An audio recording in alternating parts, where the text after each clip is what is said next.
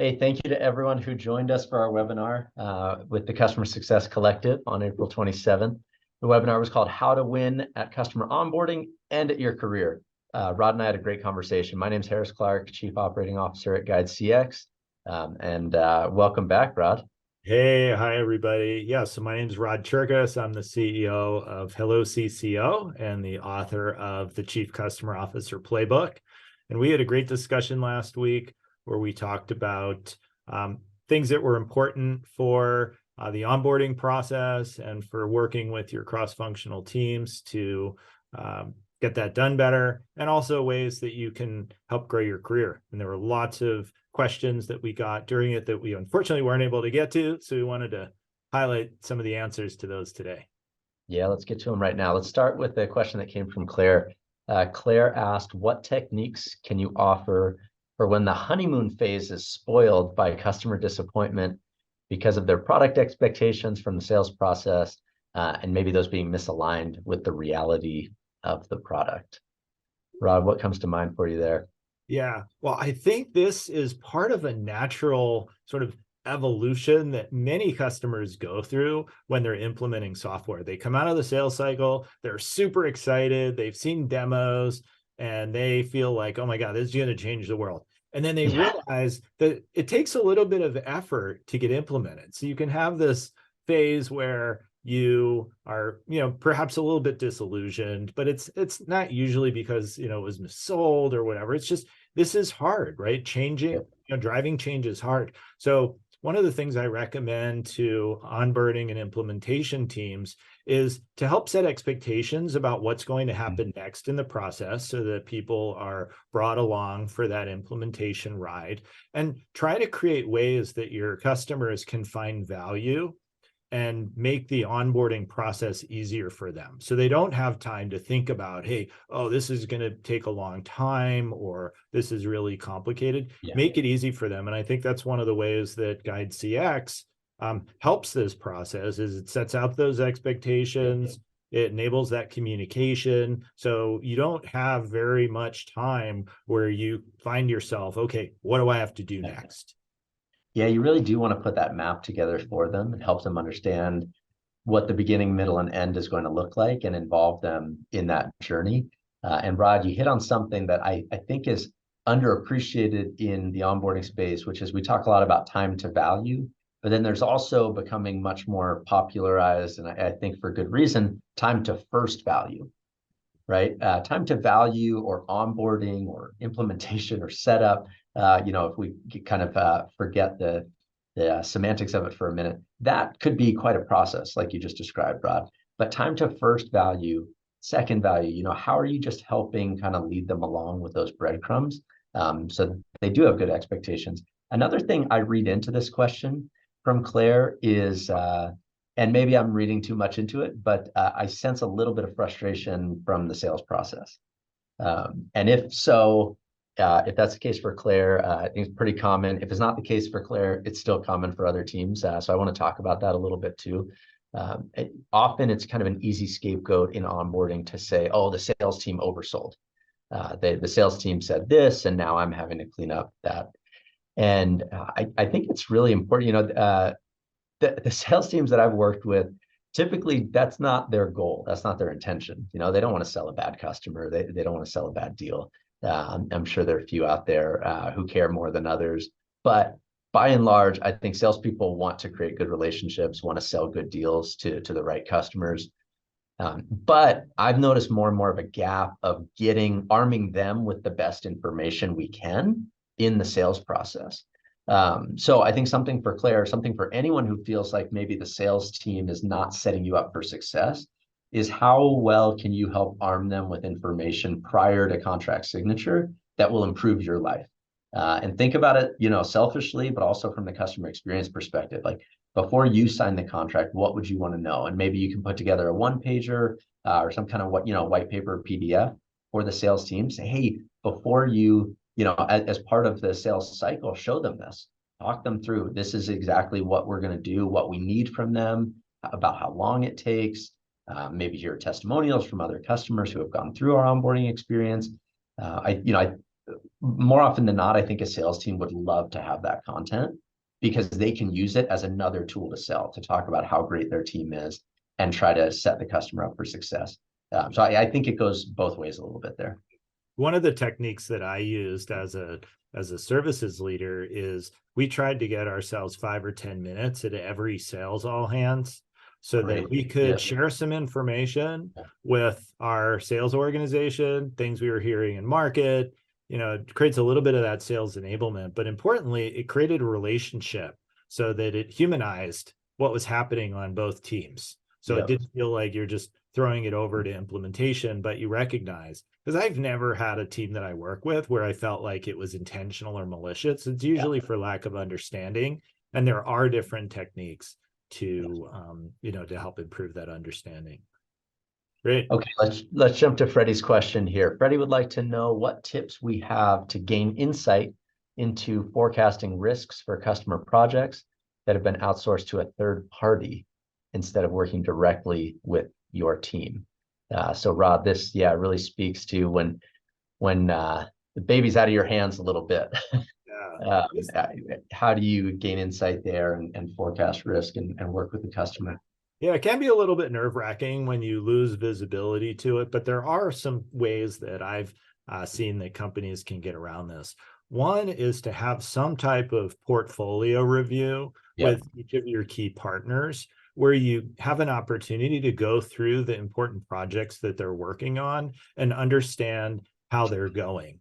Now, this doesn't need to be just one way, right? It won't work if they feel like you're just trying to understand what's happening, but you can make it valuable both ways. So yes, you want to understand how the project's going. Are there any risks? But it also creates a forum for them to be able to share issues that are coming up or escalations where you can help them break down something, right? You might be able to help them accelerate a support case or give them visibility to the product organization to help resolve an issue that they're running for. So if you create that mutually beneficial interaction on a regular basis and make that time useful both ways, I feel like that will give you visibility and help you feel more confident in how projects are going with some of your partners.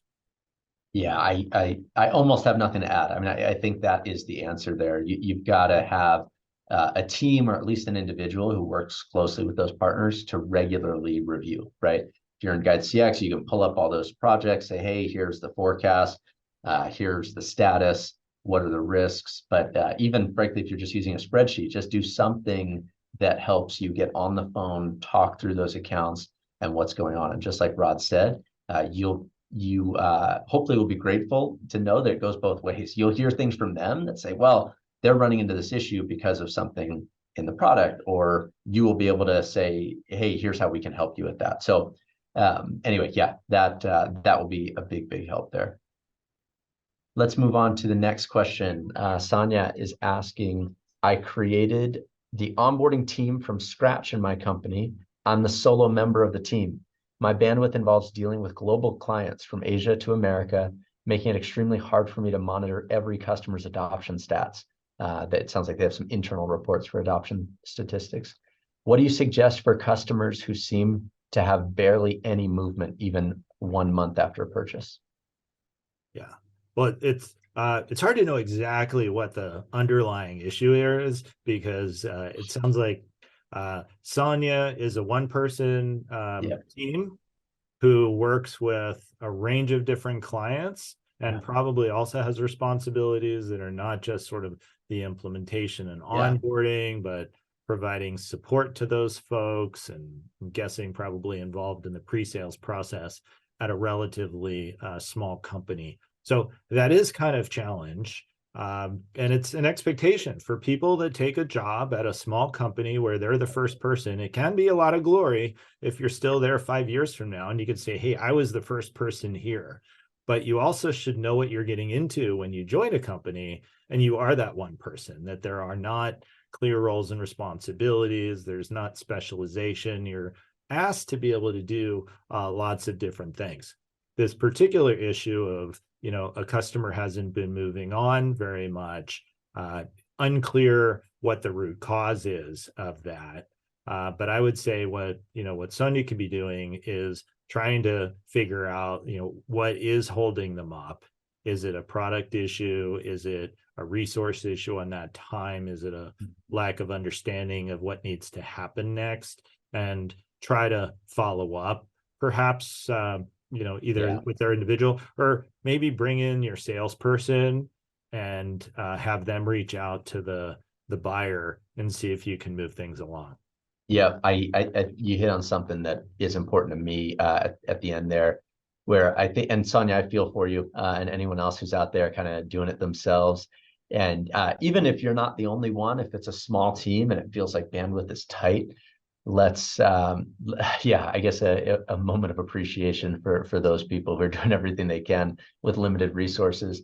And I would say the best thing you can do for yourself and for your company is to be vocal and transparent internally, right? Make sure that if you see that somebody is not progressing, that you're not silent about that and just trying to kind of carry the weight of the world on your own shoulders.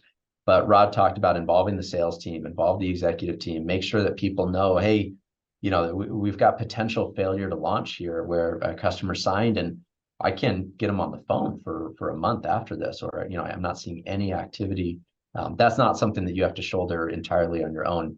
And to Rod's other point, as you get more people involved, or as you're able to finally get a hold of them, maybe there are great learnings to take away from why they had a hard time getting in. You may learn things that you didn't realize about your process that made it a little bit uncomfortable for them. In the webinar last week, Rod and I talked about going through the experience yourself. And why that's so important is because you, of course, know what your experience is, but you don't know how your experience feels. So go through it yourself with some regular cadence so that you can identify things like that, and certain things may stand out to you. Yep. Hey, I think this next one's good for you, Harris. Okay. So Sean asked, do you all have a dedicated onboarding team, or is it folded into general customer success management work or somewhere else? What do you see as kind of the break points where there's one team that kind of does everything versus having specialized onboarding and implementation teams? Yeah, great question. Definitely something that we see a lot of, and we see it in all different ways. So the horrible answer of "it depends" is coming here. So I think a small company where you've got a uncomplicated onboarding process or implementation process. I see a lot of those companies combining this all into one team. But then companies, as you're maturing a little bit, talking through, hey, we've got an onboarding process that's a bit technical or requires some more setup. It may be net new to our customers that we're selling to. Those companies, and then typically as they're growing, if your customer facing teams post sales are 20 plus individuals, where you probably want to start breaking that out and have people dedicated entirely to onboarding. Here at GUIDEcx, we have an onboarding team that's dedicated specifically to that. Professional services teams, that's what they do, right? They'll do onboarding of new customers, and then they'll take paid work for existing customers to come back and maybe have specific engagements with them. So certainly as you get to the point where, if this is workable for your company to have a professional services team, that would want to be broken up as well. And I think, and I'll kind of volley it back to you here, Rod, because another place my mind goes is thinking about the role of the customer success manager and how that differs from the role of a customer onboarding manager or somebody who's working on that onboarding phase, because they are, I think, two different roles at the end of the day. So I think for the maturity of company, they may start out together. But in my opinion anyway, and this now gets away from "it depends" and is more just my opinion from my experience, I think that it's only so long you can have those roles combined, because one needs to be focused on something very different from the other. Yeah. I find that there tends to be a bit of a natural break point where you start to have enough people that are doing both of these jobs, and then the team gets so large that you're going to need an extra manager. And so rather than having two teams that do both CSM and implementation work, you start to create that specialization.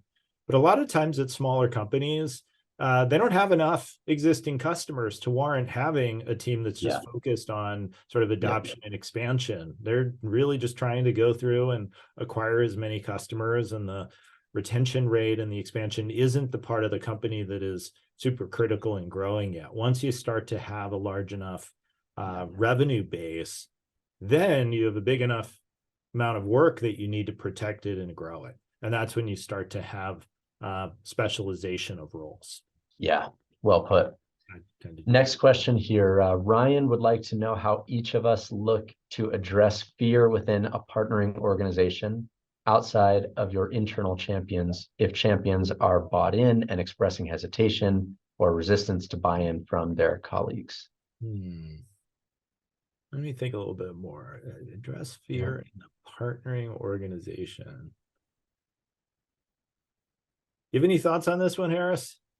I'm trying to read into it a little bit. If that partnering organization is a third party, like we've been talking about, or if that's another internal organization, like a sales team or a CSM team, outside of just internal champions. And Ryan's saying here, if champions are bought in and expressing hesitation or resistance to buy-in from their colleagues. So I think the question that I'll answer is, if you're getting resistance from either other teams, whether it's internal or external, to new processes that you're trying to put in place to improve onboarding, I think I would hearken back to what we talked about last week, where start from the customer experience and work from there. Often, I think people are resistant to change or fear kind of moving in a different direction or going with a new tool or a new process, because they are comfortable with the way things are working right now, and they don't want to kind of take that Indiana Jones leap of faith, if you will. So I think if you help it become not your idea, but more the customer experience good, then you can help start to change minds. If you can illustrate well for people, well, here's what customers are experiencing today. And if the more data you can get, the better, whether it's anecdotal or statistical data from your customers, to say this is what customers are asking for. This is the experience we could be creating for them. That tends to help people change their minds. Yeah. Okay. So looks like there's another question about, could you share examples of ways to measure results in your onboarding process? Yeah. This is a big one. And I don't mean this at all to be self-serving, but yeah, I think you do need some kind of tool that helps you get some baseline measurements for things like duration, just how long, like every salesperson, I guess to tie this into one of the previous questions, every salesperson should be able to answer about how long does onboarding take at your company, right? If a prospect is asking that and the salesperson, I don't know, that's not a great sign for the buyer, and it could hurt your chances of winning that deal. So having something in place that makes it easy for you to answer that question is really important. Then once you have that in place, you can start to slice by other dimensions, right? Because you can see not only how long does it take overall, but how long does it take Rod to onboard a new customer? How long does it take Harris to onboard a new customer? You can fold customer satisfaction into that. I think one of the gotchas we talked about on the webinar last week was confusing speed with efficiency. You can drive down and down and down your time to value, or to even time to first value, but at a certain point, they're diminishing returns, that you may end up with a customer who feels pretty frustrated that you're moving as fast as you are. So again, maybe once you have that baseline, you can start to layer in customer satisfaction, again, overall or by team member. And then you can also get a sense, if you're taking measurements of time, whether people are tracking hours or you're just looking at days and weeks and months, you can start to even get a sense of cost and how much this is costing you. Then I think back to the career perspective that we talked about a lot on the webinar, now all of a sudden, as you're reporting up, this really helps your career leadership prospects, because you're able to talk to, hey, this is what it costs us to onboard this customer. This is what they're paying us. This is kind of the rate of return there. Here's about how long it takes. Here are the milestones or segments of the process that take us the longest. here's what we're doing about those. Here's where customer satisfaction is the highest and the lowest. Here's what we're doing about it. But yeah, I think having a baseline and getting a system in place that helps bring all that data to your fingertips is just, it's really valuable. Yeah. And when I work with my clients, I really encourage them to have good visibility to the metrics and be able to communicate results to their managers. I find that to be an accelerator for their career, understanding how they're continuously improving and being able to tell stories about, we made this decision or made this change, and it resulted in some measurable outcome for customers, for your team, for your financials. So yeah. I think that's a good one. I think we have maybe time for two more questions. The next question from Tiana is, what advice do you have for someone who's on a team that doesn't value being transparent with their customers? This is a tough one, right? Hopefully this is not malicious or there's no bad intent here, but maybe the individuals on your team don't have access to the data that they need to be able to communicate to their customers. Maybe it isn't sort of a priority, or they don't think that it's relevant for the work that they're doing. But if this is something that you're intentionally trying to hide things, this feels like more of a cultural issue on your team more than anything. That I think is, my bias is to be transparent with your customers, even if things aren't working perfectly. That your customers are understanding. There are things that get in the way. There may be things that slow it down, but the two of you, your customers and yourself, are basically on the same team trying to work together to help your customer get value. Yeah, Tiana, I would pray for a misunderstanding here. Hopefully it's just, as simple as that, as a misunderstanding. I think if someone's explicitly told you they don't value being transparent, there's, like Rod said, more of a cultural challenge ahead of you. And that's worth getting to the bottom of. But if your perception is that they don't value being transparent, I would dig into that a little bit and try to get to the bottom of what the challenge is, or maybe there's a concern on their side with some challenges that are being faced internally and not kind of airing dirty laundry in front of customers, right? So it may come from a good place where they do want the customer to have a good experience and they believe that there are some things internally that need to be worked on. And if that's the case, then I think that you can partner with them to work on and address those things. And another thing you can do is also help them understand the value that transparency offers in terms of affording you a chance to go above and beyond for the customers, right? We shared some examples on the webinar about, a late package or a late flight. These are not things that you ever hope for when you're flying or when you've ordered something, but the transparency from the company telling you what's happened gives you the opportunity to react, and it gives the company the opportunity to do something for you, right? Amazon might say, hey, do you want to just process a return here? DoorDash might give me a coupon for my next meal because it has taken so long. So I think, again, the value of transparency is, hey, we can turn a negative into a positive, but not if nobody knows. So worth it. I think it is a battle worth fighting. Great. So one last quick entry. So this question from Vincenzo: would love to know how you'd advise prioritizing workload and clients. I actually have a really good answer for this one. I love as the leader of our implementation and services team, so we got toward the end of every quarter, we would sit down with the sales team leaders and ask them to help us prioritize their clients. So a lot of times, deal closes and you're under the impression that every single one of your customers wants to get started first thing the next day or the next Monday morning. And that's actually not the case, because sometimes the sales team creates some incentive at the end, maybe a pricing incentive to close the deal, but the customer might not have been ready, or they wanted a couple of weeks to get their team together. So we would go through the whole list and try and understand, okay, who needs to get started now? Who's really important, right? Maybe there's a dollar value, or maybe a brand that you really want to get in. And then what clients might you be able to push out, or what clients aren't ready to get started yet? And then you can sequence your staffing according to that. Sometimes it's as simple as just asking them, ask the sales team or ask the customer, rather than assuming everybody has the same needs. Nothing to add. I think that's exactly right. And make sure that you're on the same page there, both with the sales team and with the customer. And it should help in the prioritizing efforts. Great. Thanks, Rod. Always good talking to you. Great talking with you, Harris. If anyone has any questions, you can reach out on LinkedIn, follow me, or sending an email at rod@hellocco.com. But great talking with everybody, and we'll see you soon. Okay. Thanks, Rod. Bye, Harris.